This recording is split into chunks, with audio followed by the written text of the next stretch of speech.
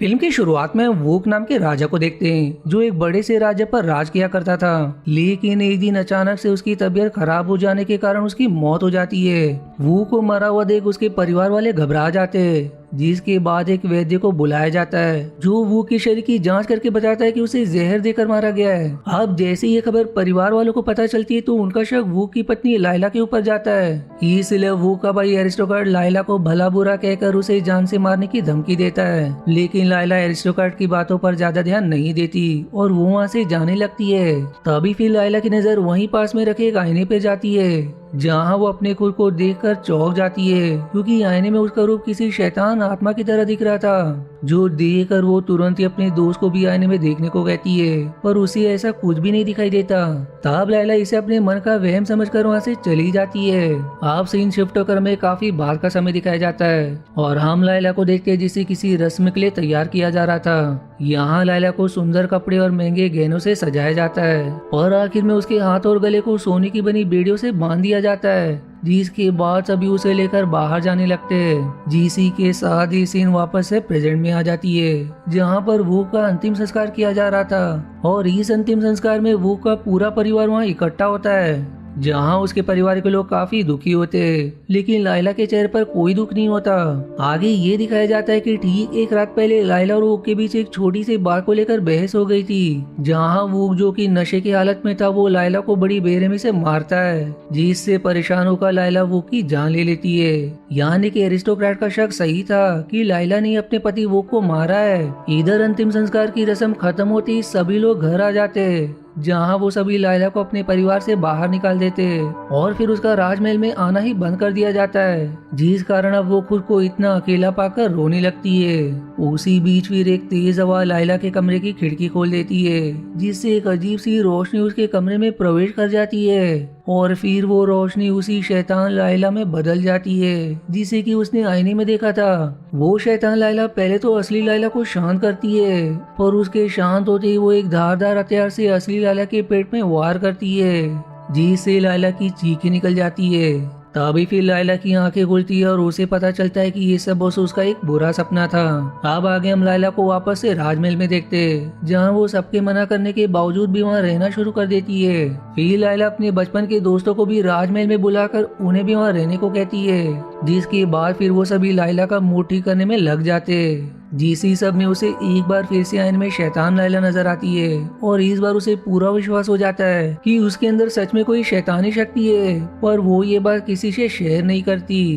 अब वो और उसके दोस्त महल के पास ही पिकनिक करने के लिए जाते हैं, जहाँ वो सभी कुछ ज्यादा ही शराब पी लेने के कारण अपना होश खो बैठते हैं, जिसके बाद वो सभी राज्य में जाकर आम लोगों को परेशान करते हुए उनकी दुकानों में तोड़फोड़ करने लगते हैं, जिस पर फिर राज्य की सेना वहाँ कर उन्हें वापस से महल में ले जाने लगते हैं। लेकिन तभी वो लोग उन सैनिकों के घोड़े लेकर जंगल की तरफ भाग निकलते और अब जंगल में आते हुए लाइला बाकी सबसे अलग होकर काफी आगे चली जाती है।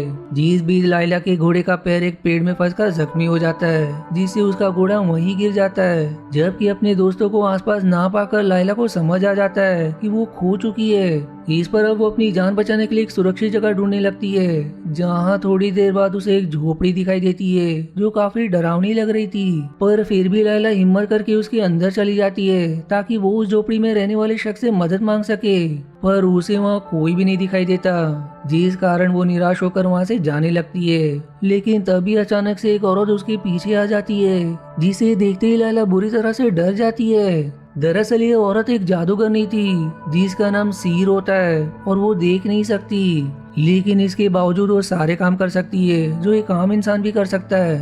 आप सीर लाइला को छूकर पहचानने की कोशिश करती है, जिससे लाइला काफी घबरा जाती है।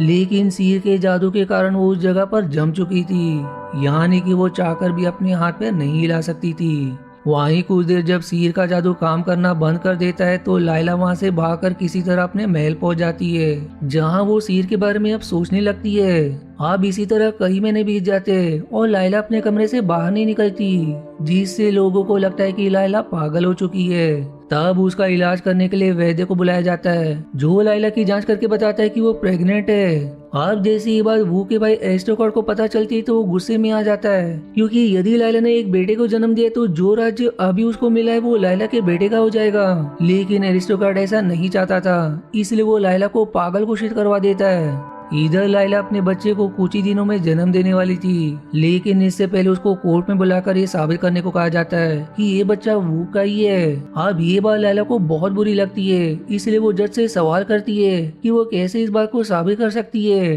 पर जज भी वू के भाई की तरफदारी करता है। इसलिए वो लाइला से कहता है कि अगर तुम बर्फ से भरी हुई नदी में कुछ घंटे बिता दो तो सभी मान लेंगे कि ये बेटा वू का ही है। इसलिए मजबूरन लाइला ये काम करने के लिए तैयार हो जाती है। दरअसल जज ने ऐसा वू के भाई के कहने पर ही किया था, क्योंकि इससे लाइला की तबीयत खराब हो जाएगी या तो ठंड के कारण वो बच्चा ही मारा जाएगा। पर फिर भी लाइला गुस्से में बर्फ से भरी नदी में कूद जाती है। लेकिन इतने में ही लाइला की दोस्त आकर उसे तुरंत इस नदी से बाहर निकालते हुए उसे दिमाग से काम करने के लिए कहती है, जिसके बाद फिर लाइला के दोस्त उसे लेकर वापस से महल में जाते। पर इधर अब जैसी एरिस्टोक्रेट को ये बात पता चलती कि लाइला वापस से महल में आ चुकी है तो वो अपने सैनिकों को लाइला को मारने का हुक्म देता है, जिस पर कुछ सिपाही लाइला को मारने के लिए उसके कमरे में जा पहुंचते।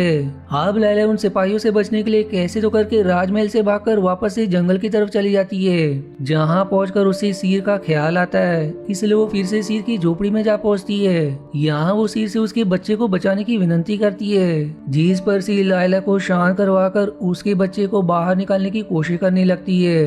दूसरी तरफ सारे सिपाही जो लाइला की तलाश में जंगल में आ चुके थे उन्हें सिर की झोपड़ी दिखाई देती है, जिसके बाद उसमें आग लगाकर वहां से चले जाते हैं। उन सैनिकों को लगता है कि लाइला ही झोपड़ी में जलकर मारी गई, पर सीर उसे और उसके बेटे को बचा लेती है।